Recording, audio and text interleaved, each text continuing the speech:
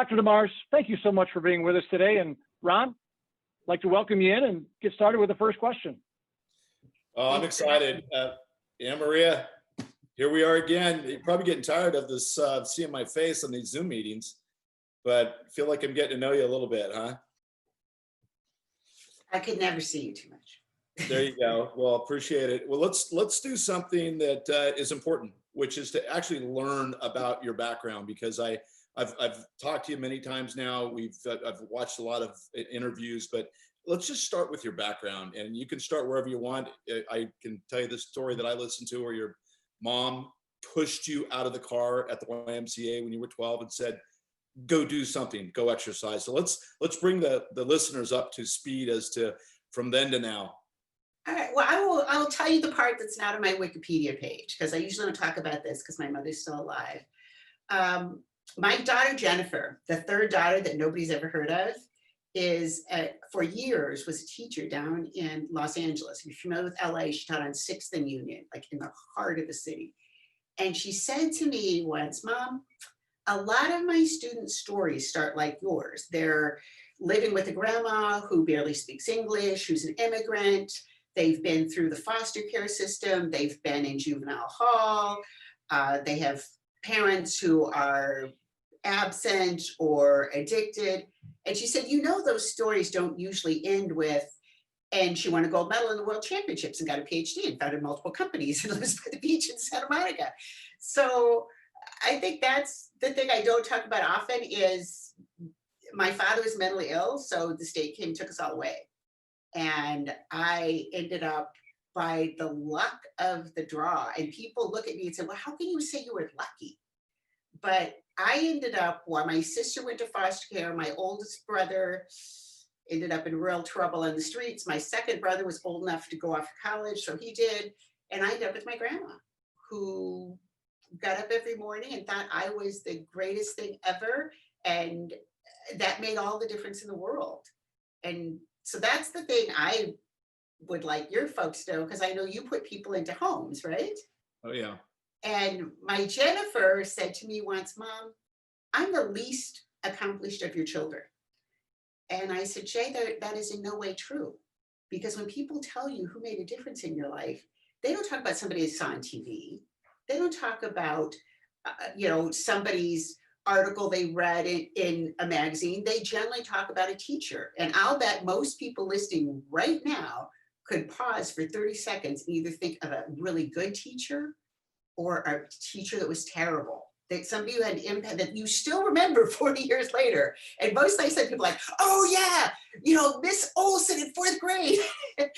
So I think you guys, I have a good friend who's in real estate, and he says, I put people in their first homes. I give people an opportunity to invest in a better life. So I think that's all of us.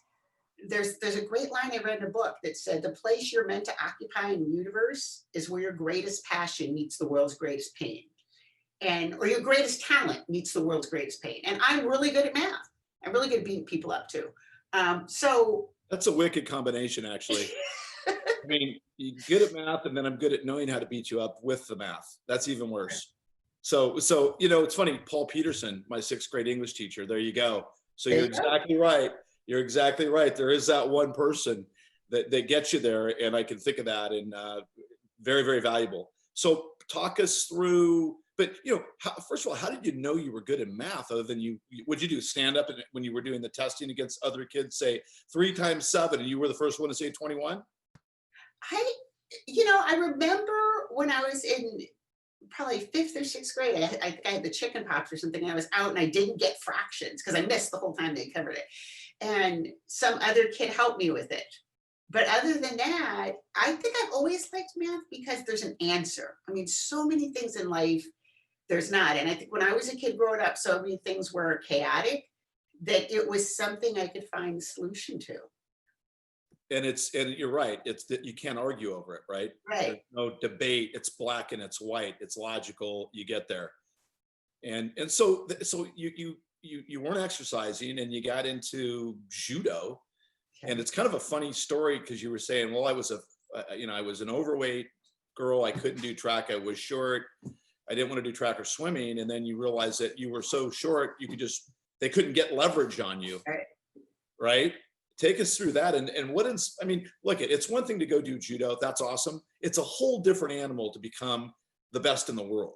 So there's a big gap between I started judo and like all of a sudden I'm the only ever US woman gold medal judo winner worlds 1984. So get me there.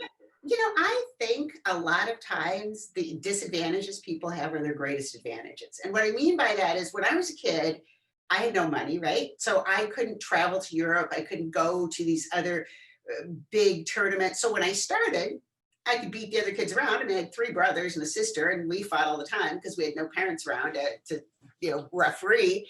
And so I started judo, and I'm good at it. And I'm beating all the kids in the local tournaments. So I just think I'm the best thing since sliced bread. And now, if at that point, if my parents had money, if there'd been somebody around, I would have gone to bigger tournaments and probably got lost, but I didn't. And so then I started hitchhiking or getting rides with other parents to the regional tournaments, and I won them. So at each point, I didn't really get there till I was far past good enough to win. And then somebody would say, oh, you have that kid from, the inner city, you should send her off to the nationals. So I won the state championships. They paid my way to the nationals. It was the first time I ever ate in a restaurant. I was 15. And I got 3rd, and I was shocked because nobody locally beat me, right? And then I came back the next time and I won. So for me, and then at that point again, normally someone would be going to Europe and competing in the bigger tournaments, but I had no money. So I just stayed around here. And then when US Open, which was our only international tournament, came up, I went and I won that. So for me, being held back from going out and getting experience, I almost never got that experience of losing. And then when I was winning everything nationally, there were 2 guys, one of them still alive, Bruce Toops, who was a real estate developer out of Georgia and very patriotic. And he wanted the US to win a gold medal. And he funded me to go to Europe and started competing. And I won almost everything there. So for me, the big advantage I had is I was too young and dumb to know I wasn't the greatest thing in the world. And at every level, I was winning a lot before I got to the next level. And when my daughter, Rhonda, started coming up, I did the same thing. When people say, oh, you need to send her here so she can get the experience. I said, this kid does not need the experience of losing. That's amazing. And so, you can't be an athlete forever, or you can, but you can't train and compete at that level forever. And at some point you realized you had some circumstances in your life where, you told me, hey, we at one point we had 2 incomes, and then I went to 1 income, and I had to make 2 incomes again to feed my family. What's that transition like, and where did it take you into technology? Well, I tell my kids all the time, I have a gold medal and a PhD, and one of those things lets us live by the beach here in Santa Monica. It's not the gold medal. Not the gold medal. So I was fortunate that when I was competing, there were a number of guys on my team who were just a few years, like 1 Olympic cycle ahead of me. And I could see that those who didn't have an education, no matter how good of an athlete they were loading trucks for Budweiser. And the ones who did have an education were working for IBM in international sales. They were teaching at the community college. So unlike a lot of people that I trained with, while I was competing, I was going to college because I figured I had no safety net. And when I met my husband, he had a disease called Bernard-Seiler syndrome, which it's kind of like hemophilia, but your blood takes 10 times as long to clot. So basically we knew that if he ever had an accident, that would be it. And since we had children and we're having more children, I focused on something that I could parlay into industry if I needed to. So when Ron had his accident, I was working as professor, and I started taking on consulting work, and I started taking on more consulting work. And eventually I had to make that choice of, I was working so many hours, I could stay as a professor, or I could go open my own company. And I had these 3 kids. By then, my husband had passed away. And that was absolutely, of course, the worst thing in my life. And I sat down and cried for about a week in my living room. And then I realized I had these 3 kids. They're counting on me, and there's nobody else that we've got. And so I picked myself up, and And my friends say, oh, that's so amazing. But the thing is, I mean, I always look at what other choice did I have? The rest of my life could suck or not. So I just picked not. My sister says you can't do that. You can't just say, well, I'm going to win the world championships and do it. But as far as I can see, you can. You pretty much can. Yeah. Yeah, there's no in life, right? When you want to do something, it's putting your mind to it. And like you said, you didn't have an option. It's like, what are you gonna do? Right. You got to perform. You got a family. You got to support. You've got to be the leader. Speaking of leaders, I want to bring in Doug Long. And why don't you start off with the next conversation here, Doug? Sure. Yeah. Well, I was pleasure 2 days ago having a little pre-call with you, and you brought up something that just really hit my heart. And you said it's really important to have people that believe in you in your life. And you kind of brought that up at the beginning of this conversation about your grandmother. And I think you even talked about how she would bake you bread every day because she said regular store-bought bread was not good enough for my granddaughter, right?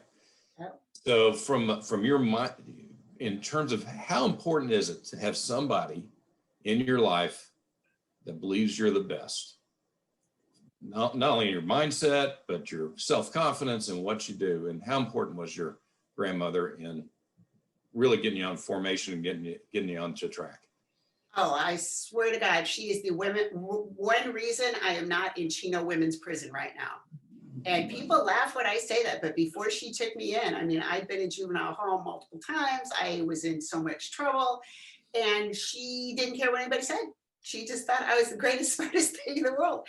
And my daughter, Jen, was over the other day and asked me if I would bake bread for her daughter, Ellie's preschool class. And I think one thing that my grandmother did for me is not only did she believe that with all of her heart, but she also expected me to live up to it. And I remember one time I got a B in calculus, and Nanny says to me, what is this calculus, right? And she couldn't even pronounce it. So I'm 15 taking calculus. I'm smarter than God, right? And I'm like, oh, you wouldn't understand it. It has to do with rates of change. And she listens to me and she says, and in America, they don't give A's in this calculus. So I think, she expected that, yes, you're brilliant and all that, but you will work. And if you didn't get an A in whatever that thing is, you will sit at this table and you will study until whatever that thing is, you come out with an A in it. And I've done that with my kids. I think the world of them. I think they're the best, smartest, most athletically talented people there are, and they have many gifts. And Nanny told me one thing that I tell my kids. She said, Evan, I'm very Catholic. That offends people well to bed. And she used to say, every talent you have is a gift from God. And it's not like God wants anything from you. It's not like he wants you to order him a pizza, right? So all you can do is show it wasn't a mistake to give it to you instead of the kid next door. And I feel like that I have been, unlike my sister who ended up in the foster care system, unlike my brother ended up on the street, I ended up with my grandmother. And I should pay that back. And I tell you, any grandparents out there who are raising their grandkids, I believe there's a special part of heaven for you. It's like extra comfy cushions or something. Yeah, I've got 6 myself, and it is an amazing ability to bring. It's just different. I don't know what it is, but it is different. So from your perspective, if you didn't have your grandmother in your life, do you think your life? So you're saying your life would have changed differently? Oh my God. Like I said, I think I would be in prison. I was on a trajectory, and yeah, I know a lot of really smart people who got into dealing drugs and I probably would have turned my math and my math skills into that. You could be deviantly gifted. So what advice would you give the listeners here to find that person that actually thinks you're the best? Maybe they don't even know who that is. Well, I would turn it around. I think at this point, most of the people who work for you probably have a great deal of success. Maybe they don't think of themselves that way. It's like me, I'm always looking at the next thing, right? So but how about you be that person? I have a friend, we have a series of games called Crossroads that teach kids to make decisions. And it was started because a former student of mine was the director of substance abuse treatment prevention for the 3 affiliate tribes. And he said what they see for so many of the kids of parents who are addicted, the kids who do well is they have one caring person in their life. You know, my grandmother was that person. He tries to be that person for his nieces and nephews. And I think you can be that person. So the question really is, who can you be Right. the best in somebody else's life? Right, because I think the folks that work with you, they've made it. I mean, maybe they're not thinking of themselves that way because probably they're where they are because they're always like me and you thinking forward. But if you stop and really look relative to the world, you're at the top. Point, you're at the Well, top. what about Zoom? Oh yeah, 0.99. You know, the top 0.1% of the world as far as education, income, and professional success. So it's, I had a student who got her doctorate. I was an advisor on her dissertation, and she did her study on African-American women CEOs and who are very high level. And one of the quotes from her dissertation stuck with me. She said, you know, when you get to the top, you need to reach a hand down and pull up the people behind you. And really, you know, we are, all of us, far, far above the average for the world. And we're at that point where we can reach a hand back and pull up behind us. Great advice. Incredible. Mr. Jones, are you out there? Mark, thank you. Actually, I'm gonna jump in here, Doug. Thank you right. for that. We've got a couple of great questions coming from our co-founders, but I want to make sure to get the Q&A loaded up, and I want to let everybody know, let the audience know that for each question that we ask AnnMaria live, AmeriFirst is going to donate $100 to the elementary schools of the Standing Rock Sioux Tribe in North Dakota and South Dakota in your name. So please load up the Q&A queue. So Mark and Dave are going to ask their questions. Let's get some questions. Let's get those kids some math games courtesy of you and AmeriFirst. Mark, take it away. Thanks, Craig. AnnMaria, thank you so much for coming, and really, really great stuff. As you probably know, I internet stalked you pretty well before we got in here, so I should come up with some good questions. And I have to tell you, I find your story so authentic. You're so pragmatic in your approach, and your perseverance gene is just, it's just out there. And when I think of tough, I was thinking, is she tough? No, she's not just tough. This woman is uber tough. So that, to me, you're just an amazing inspiration for people. And one of the things that I want to have a little bit more elaboration on is one of your quotes. I think out of all the things that I saw, this is the one that resonated the most with me. And you said, I'm going to read it so I get it exactly right. The problem that most people have is they are not willing to give up what they want now for what they want most. And my goodness, that is so powerful. Will you expand on that thought for us and kind of put that in terms that our folks can learn from that and what that might mean in our environment? I think that's probably the one thing from competition that helped me the most when I started my first company.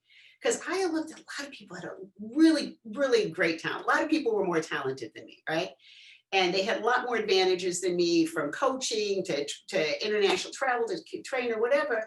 But when I would go to these training camps, the US team, I hate getting up early in the morning, okay? It was a strain for me to get up by 9:30 to be on this call.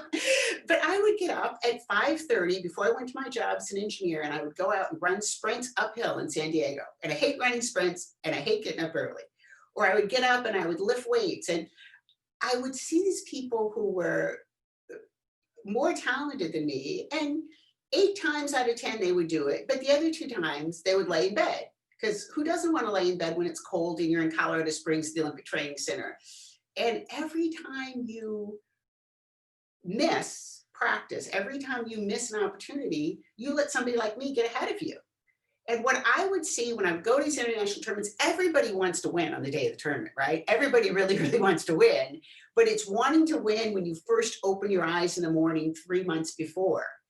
And that ability to say, this will help me win, I'm going to get up and do this, is what made me come out number one when a lot of people who had more talent than me didn't. And it's the little decisions like that. It's when I chose to move to LA. Well, I moved to San Diego and commuted to LA every weekend because there was better training here. All those things that you give up a little or a lot of comfort right now for something you really want. And then when I started my first company, I mean, there's a lot of times I was working full-time as professor. So I'm working till midnight, 1 a.m, writing grants, doing analyses, writing programs. And sure, I wanted to be in bed. But I could see if I'm going to build a future for me and my kids, I'm going to have to get out of Jamestown, North Dakota. I mean, it was nice and it was comfortable, but I had 3 small kids and I was widowed. So I still see that every day. There's stuff that, you know, on the whiteboard in my office, there's stuff that I don't want to do written up there to remind me. And that's where a lot of people miss out, whether it's not studying a little extra, not training a little bit extra. And they think, well, what difference does that make? You know, what difference does it make if I go run this morning? And I would get arguments from people like that. What difference does it make if I answer those last 3 emails? Well, those in themselves don't make a difference. But if you add that up over 30 years, it means that you're sitting where you are and that other person is still coming into their cubicle complaining about their job. It's that power of compounding over time. It's just the little incremental changes. You're exactly right. And man, you went from juvie home to judo champion to Jamestown to PhD to CEO. Amazing story. So obviously those lessons are working. Thanks for sharing that with our audience. I'll turn it over to my partner, Dave. Bring it on, Dave. Thanks, Mark. Thank you, AnnMaria, for being here. Fascinating already. And I'll tell you, I too spent the last day and a half doing a lot of research on you. And that's probably one of my favorite things in preparing, because you learn about what makes special people special. And clearly you have that special gene. And so thank you so much for being here and sharing. I was looking, as I was doing the research, I kind of zeroed in on a talk that you gave us, a YouTube talk that you were talking to some young people on. And it was a tough talk to folks that probably were in a tough spot, these young folks.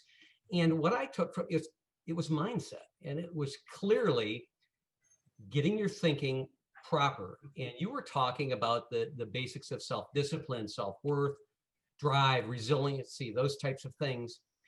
And one of the things that you said that I found just fascinating was you shared with them that you're not training to be the best in the world.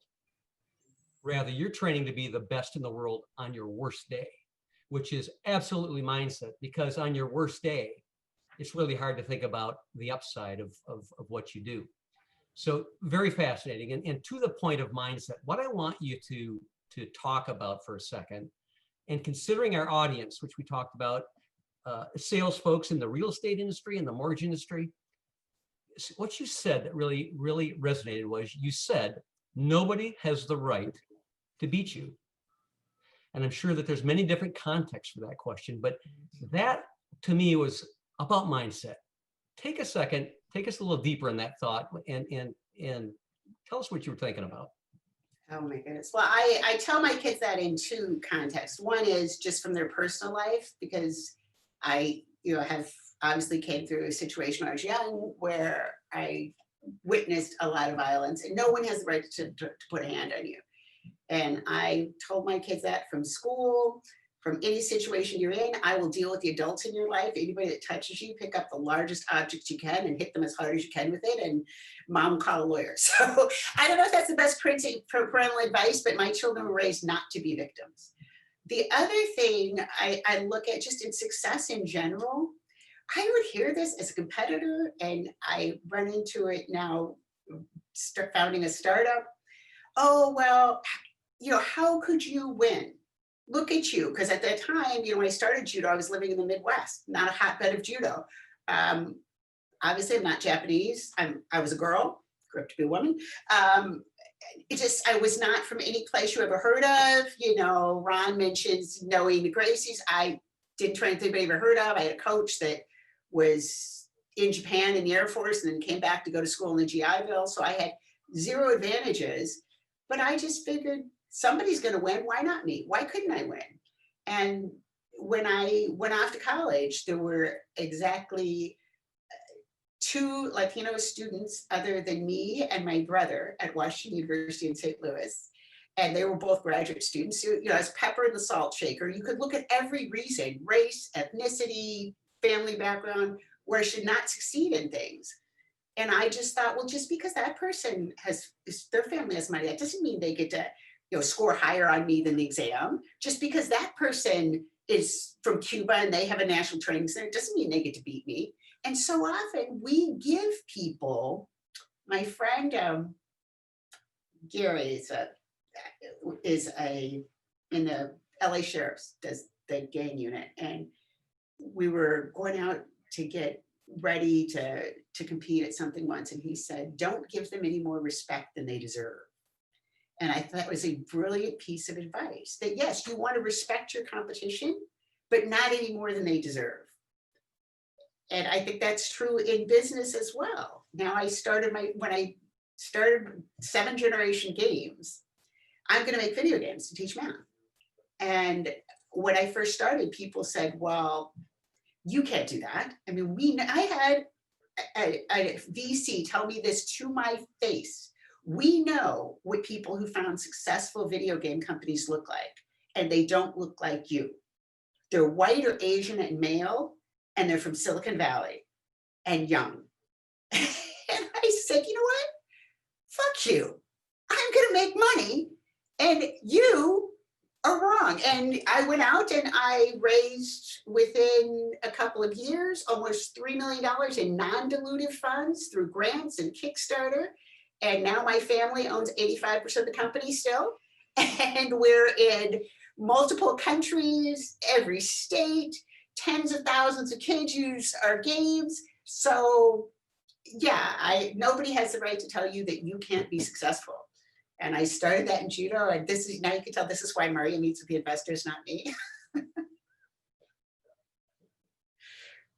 I love it. And that is about mindset. Wonderful story. It's awesome. Craig? Yeah, great. I love that story as well. Thank you so much, AnnMaria, for sharing that. As a reminder, everybody here, we're gonna donate $100 to the elementary schools of Standing Rock Sioux Tribe in your name. So get those questions coming in the Q&A section down below in your Zoom platform. And I have a couple. This is from Anonymous. So please let me know, Anonymous, who you are so we can donate in your name. But there seems to be more anxiety and depression in our youth today, like no time in our history. What's the most important things that parents, caregivers, or coaches can do to help our kids in 2020 and beyond? The most important thing is to let them know you will always love them no matter what. Greg Louganis from San Diego, he was saying in an interview I read once that he was going up on the board. Somebody asked him, what was going through your mind when you were doing that last dive that would clinch the gold medal for you? And he said, honestly, I was thinking my mother will always love me no matter what. And I used to tell Rhonda before she would go out to tournaments, I said, you know, Rhonda, if you don't win, we'll still love you, just not as much. And she was about 15 or so. She was already #1 in the US. And one day she says to me, Mom, you know, when you say that, it really hurts my feelings.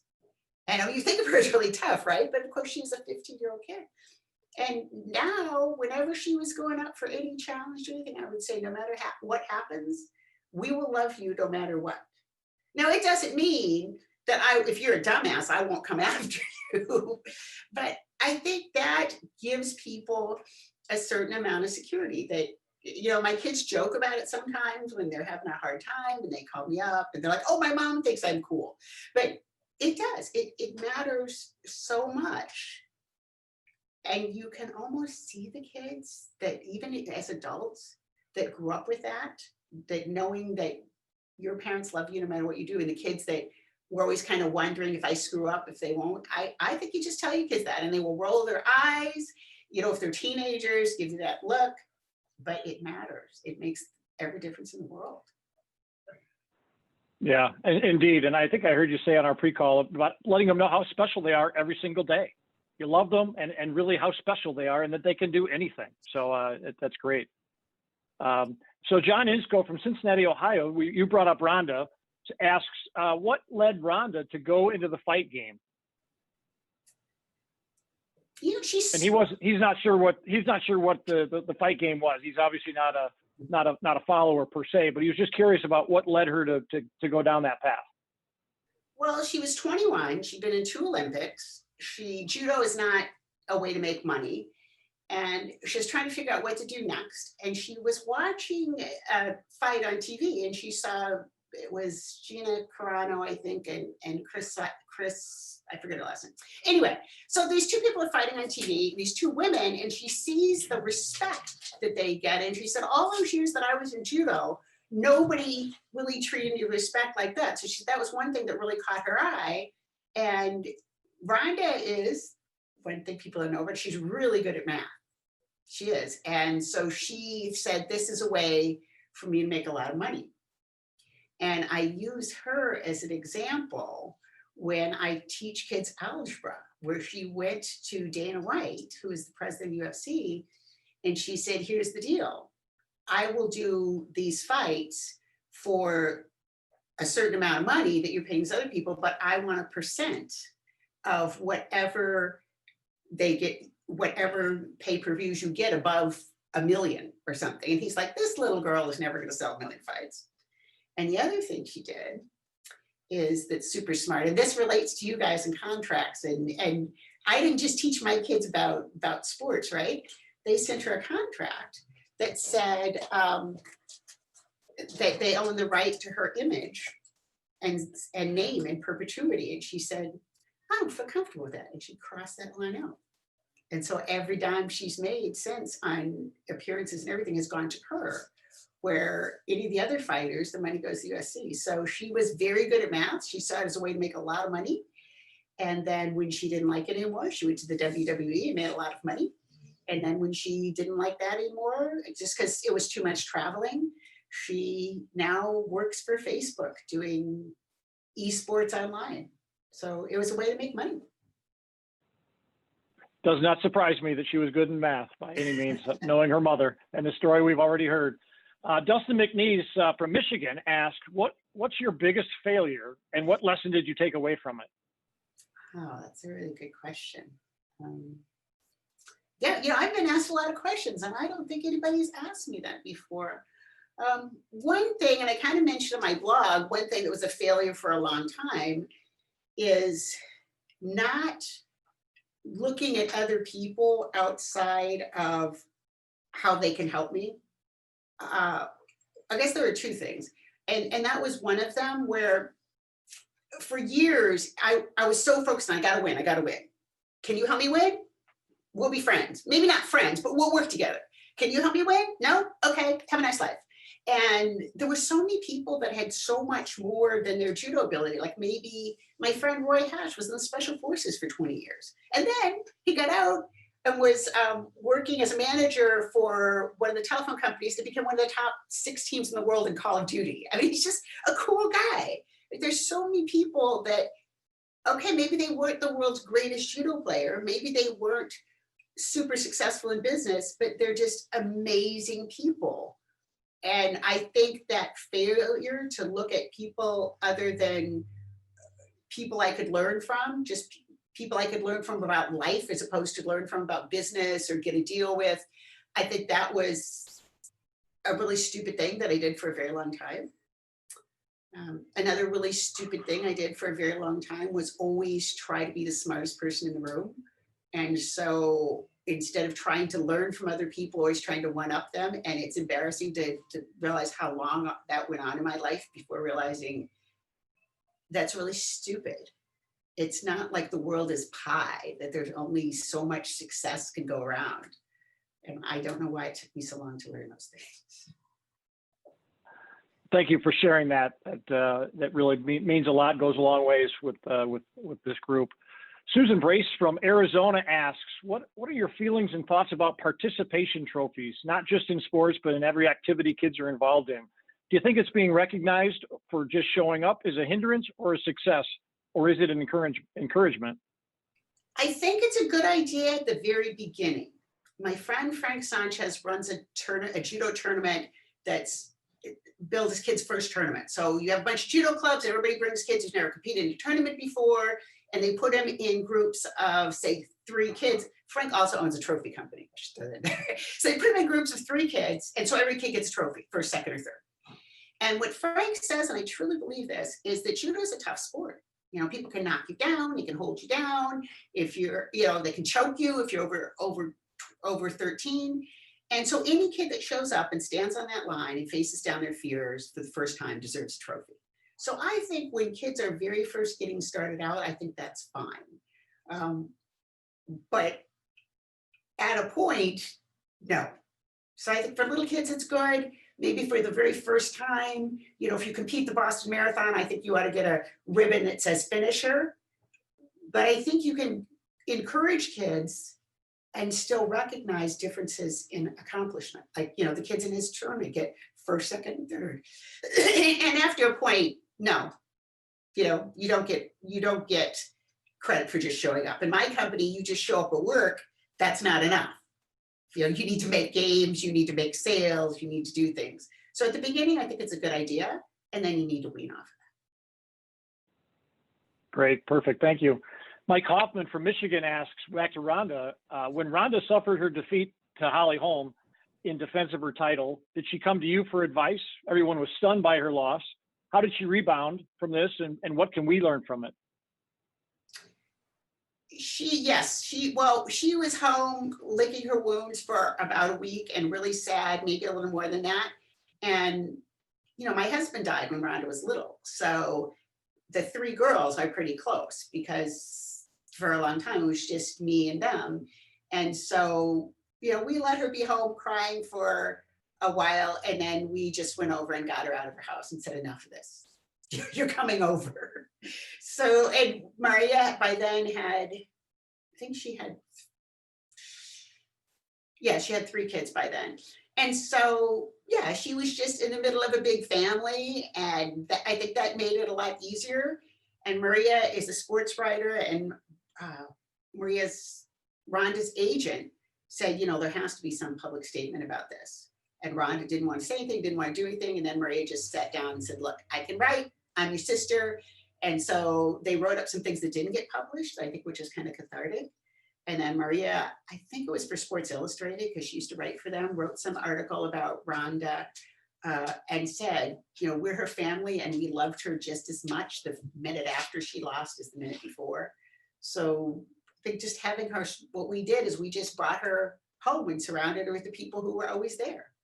And I think that was the first step to figuring out, what are you going to do next?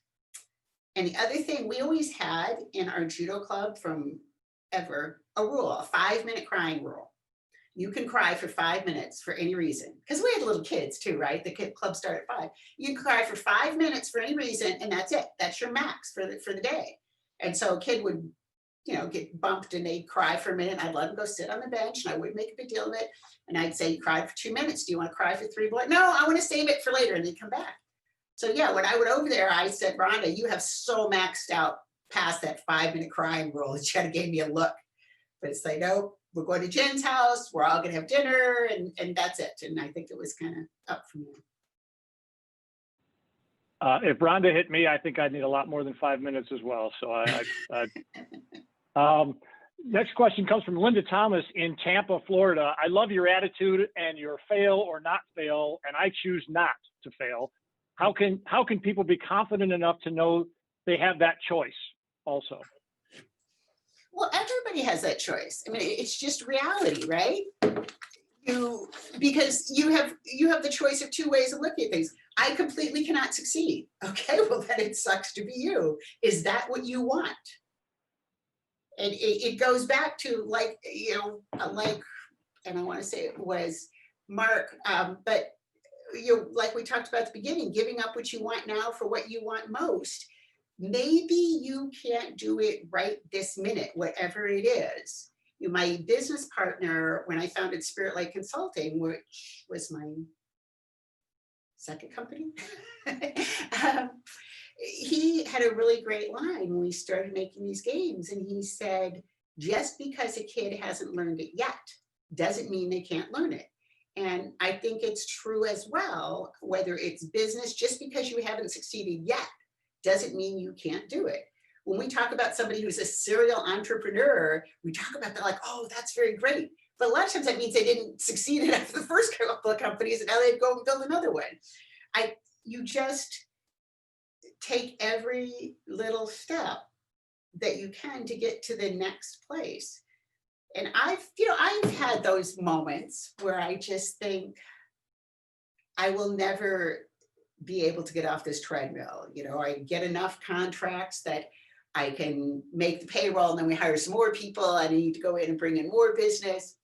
And I was sitting around, I forget what it was, I was obsessing about at the moment that, oh, I've got to get this, and we've got to get this next seed round, we've got to do this. And my youngest daughter, who is in college, who just graduated from college, she was home at the time, and she says, life is long, Mom, you'll figure it out.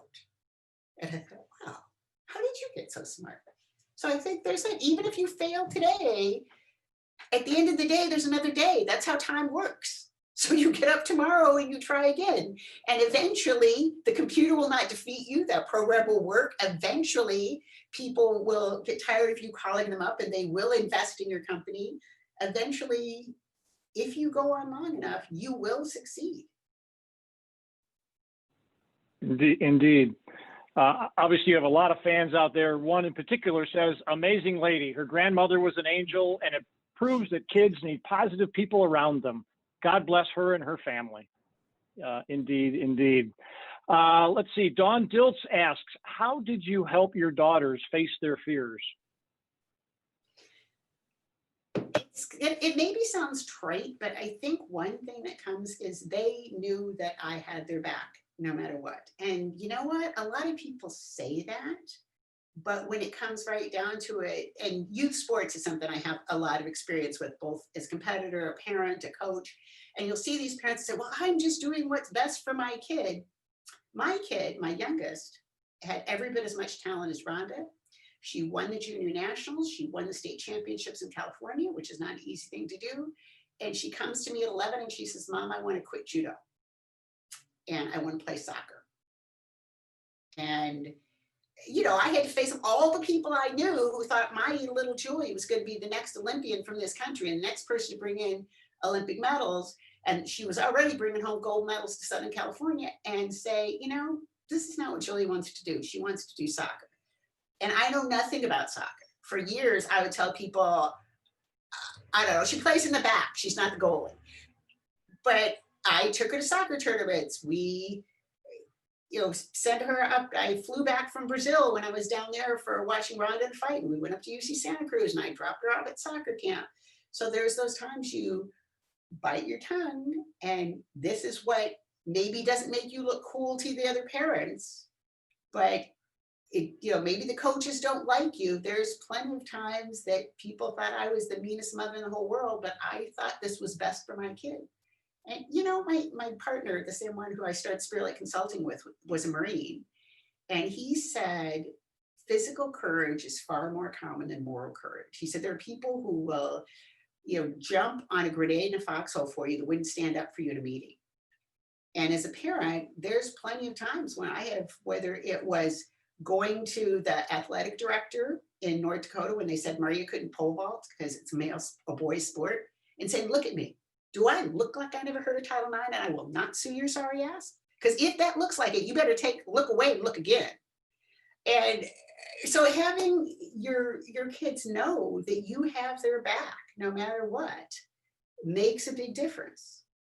And then the other thing is, when I've told my kids to go and do things and try again, I can look them in the eye, whether it's my own children or kids I coach, and say, I will never ask you to do something I don't believe you can do. And if you've built that trust with them, they will go forward and try again because they believe you. And if you haven't built that trust with them, you better start. I like that. I like that a lot. I've got two similar questions, one from Josh Switzer and one from Brittany Garcia. How do you get in the right mindset to finish the things you don't want to do? And then also, how do you stay motivated, especially during these crazy times? So very similar to like a mindset issue. I think we had a lot of questions about that. It's funny, my niece used to live with us after my brother-in-law passed away. And one day my husband came home from work and she said, "How was work, Uncle Dennis?" And he said, "Work sucked. That's why they have to pay me to show up." So some days are like that, you know? And part of it, I think of as a parent, is this is the model you're giving your kids, because I love the work that I do. I honestly feel privileged to work with the people I do, from the children in the game design class I'm teaching in the Spirit Like Nation, to the project directors and developers in our company. And yet there are times when there's stuff I don't want to do, right? I mean, there's sending in all the expense stuff and reimbursement reports, or there's just things I don't want to do. And it's part of being a grown-up. It's part of showing our kids and our grandkids when they don't want to clean their room, or they don't want to get up and run, or they don't want to do their homework, to be able to honestly say, you know what? I didn't feel like doing that grant review this weekend, but I did, because I'm a grown-up and that's what you do. So part of it is being a model to your kids. Part of it is feeling like you're contributing to society. You're probably at home, hopefully you don't like leave your dirty dishes around and expect people to pick up after you. And in society, you know, the nicest thing somebody said to me in a while, one of my daughters said, "Mom, you are the best example I know of being the change you want to see in the world." And it just touched my heart. And you want to be the change you want to see in the world. And part of that, you know, if you have 4 daughters, you got to be the Girl Scout leader sometime. You know, and it wasn't what I wanted to do, but it's part of being the change you want to see in the world. Absolutely. Absolutely. Want to remind everybody we're going to be donating $100 to the elementary schools of Standing Rock Sioux Tribe for every question that gets read during the program. We've only got about 10 minutes left. I know Dave Game had 2 questions that he wanted to bring, so I'd like to invite Dave back in here and get that other question answered, and then we may have time for 1 or 2 more questions. So let's load up that Q&A box, guys, and let's get some more dollars to those kids in the North Dakota and South Dakota. David? Yes, Craig, thank you very much. Again, AnnMaria, excellent stuff. I've got to just say, I have been sitting here and I actually wrote it down. I wrote, wow. And it goes back to when Doug was talking to you and he said, so how do you pick that person to be that most important person? And you said, no, I don't think that's what you want to do. I think you want to reverse it. And I just wanted to shout that out, because having us determine who we can be that person for, it's about giving, not about receiving. And I just, hats off to you. That just continued to work on me through this whole conversation. I just wanted to mention that. So just thought that was just a fascinating answer. Question I wanted to ask you now is talks a little bit about, this is probably some of the athletics in your blood and certainly some of the drive in business, but it's about setbacks. Because they happen to us all, and they come in many different forms, fashions, and severities. But setbacks are something that we all have, and how we look at those. Again, a little bit of the mindset. I know you've had a couple things that have gone on. You've had several things probably. I know you've shared your situation with your husband who passed earlier on. I know you had some physical stuff you went through, and you were in judo and that.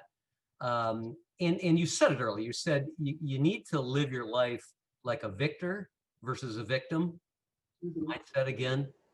And you also said, and it was one of the parts I was stalking you on, and you said that offense versus defense. You know, your best defense is a good offense. So talk to us a little about, give us a little bit of the encouragement that you go through. How you handle those setbacks. Again, thinking about the folks we've got on the call here today, realtors, mortgage guys. There's a lot of competition out there. We win more than we lose, but every now and again, not often, every now and again, there's a setback. How do you deal with that? You know, it's easier for me in business than it was when I was competing. And one reason I think maybe people in business don't have the same experience. And you go through like a the Olympics and there's quadrennial. When I was competing, the world championships were every 2 years. So if you blew it, you had 2 more years of training before you got another shot. The great thing about business, you have another shot tomorrow, right? So I'm working on a proposal right now with a dear friend of mine for a brilliant idea as for mobile app. We will try and get this funded. The deadline is December 3rd to submit it. And then after that, I'll start working on something else. And if we don't get this one, I can start the next day and submit it. So I think you don't realize maybe the advantage you have in business over an athlete. You don't have to wait another 4 years. If you don't get that sale or whatever it is, you don't have to wait another 4 years. You can start again tomorrow. So I think that's the amazing advantage we all have in business that maybe if you haven't competed as an athlete, you don't think about. Yeah, it sucked. I mean, if I don't get something, and our CEO is younger than me and also my daughter, so she, if sometime when you don't have as many witnesses, I'll tell you how Maria became the CEO. It was a good decision. Basically, she's much better at when people say really stupid things to her, of having a filter. But yeah, she takes things a little more personal. For me, okay, we didn't get this one, but the great thing is tomorrow we can start bidding on another one. We don't have to wait for 2 years. So that's one thing, is to realize opportunities come every single day. That's so much easier than competing in a sport. And the other thing about it is there's a great quote from one of our consultants, tribal consultants, who works with students she's from the Turtle Mountain Reservation. She works with Native American students that go to University of North Dakota. And she's always telling them, it's not forever, it's for now. So you come in and you are short money this week, your student loan hasn't come through, you're eating ramen, and that tells them it's not forever, it's for now. Or like the priest who's a very good friend of mine says, in the Bible it says it came to pass. It doesn't say it came to stay. So I think focusing on that it's not forever, it's for now. And then also, and I mentioned this, I think it was to Mark. Anyway, I mentioned this when we were talking earlier, that when I won the world championships, our director of development for the country, who was a real estate guy, went and looked through every tape he could find of me competing. And he said, I saw you win a lot. I saw you lose, not very many times, but I saw every match that you lost, and I never saw you lose the same way twice. So that's the other thing, is you take that failure experience and you say, what can I learn from this? I mean, that's where it's really a failure. And I know people who do this, you don't get something and then you don't do post-mortem on it. You just say, oh, screw those people. And that's the biggest mistake, because that's your chance to learn. Yeah. Do you learn more in failure or success? Very well said. Well, the other thing I try to do is learn from other people's failures, because I always told my kids, you can learn from your failures or you can learn from other people's, and learn from other people's is less painful. Beautiful answer. Thank you so much. Mark. So AnnMaria, when Dave was asking that question, it really reminded me of one other thing that I was stalking, and I don't know if we're going to have enough time for me to thank you again for being here. So I'm going to do it now. This has been really, really incredible. But the other quote that kind of dovetails with what Dave was saying that I heard you say is there's no one's going to be there to rescue you. And I remember we were starting our strategic planning for next year. And honestly, that's one of the things that came out of our mouths, is like, we need a plan, like there's nobody going to be there to rescue us. So we have to be self-reliant, self-sufficient. And I'd like you to explain to our audience here what you mean by that, and how you brought your daughters up that way.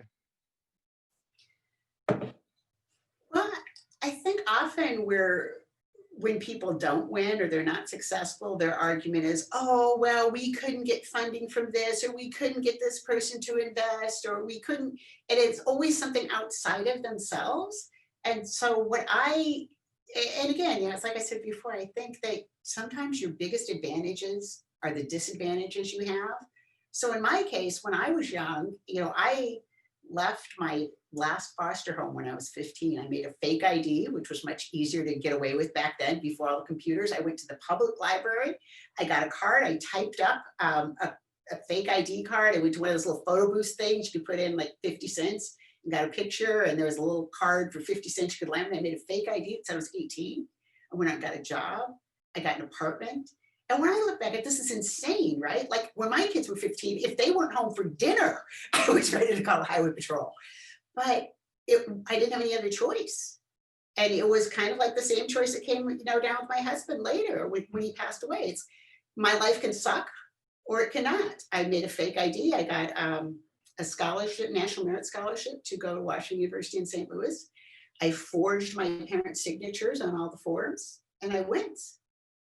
And I realized very early on, I'm either going to make life work out, or I am going to end up in prison or sleeping behind a dumpster or selling myself on the street, because that's where people ended up that left the system and had no money and nothing. So if you start from that assumption, no one's going to come in on a white horse and rescue me, then it makes it that much easier to see, I can't be doing drugs because if I get arrested, no one's bailing me out. I can't lose this job before I have another job because no one else is paying my rent. So it's the same way, and it kind of drives my family crazy, I guess, because I have a plan A and a plan B and a plan C and a plan D for everything, even though now I don't have to. But I think that's the best way to go, because even, what if those people you're counting on, they might be the most honest, ethical, wonderful people in the world. What if something happens to them? What if their portfolio completely gets wiped out by some unforeseen event? I mean, how many of us, can we right now say that last year, when you were asked, where do you see yourself a year from now, nobody got that answer right? So Definitely. Don't assume that there's going to be that backup plan. It's like I said, trying to be the best in the world on your worst day. Try to put together a plan to succeed if nobody's there to help you. And then everything else that comes in is going to be great. I love plan A, B, C, and D. That's fantastic. So I've taken up far too much time. Thanks again. Craig, back to you for the final questions. Yeah, all good, Mark. Thank you for that. I want to make sure to get this, we are at the top of the hour, but want to make sure we get this 10th question in so we get $1,000 to the kids at the Standing Rock Sioux Tribe in North Dakota and South Dakota. Christy Iron Eyes is going to be thrilled. She's their tribal ed director. Good. Judith Fisher asks, who is more competitive, men or women? To be honest, I think men are generally more competitive. I think, and now it's different, obviously, than when I was young, but my late husband said a really interesting thing, that he thought it was unfortunate for girls that at the time, most of the sports that were for girls, that there were a lot of girls in, were individual, like gymnastics, swimming, track, that those were figure skating. And he said the thing that he got out of sports as being a basketball player is the learning to rely on somebody else on the team, learning to realize that your success wasn't just you and you couldn't do it all alone. And he thought that was great for him as manager. So I think when I was younger, women had a different type of competition where if they competed at all, they competed individually, where men more often competed as part of a team. I would say I still see, and I don't think it's necessarily a good thing, I still see women encouraged a lot more, socialized to get along and, let's make everybody feel good. And there's a certain amount of that. But I think men tend to be more competitive unless they're in my family. That makes a lot of sense to me.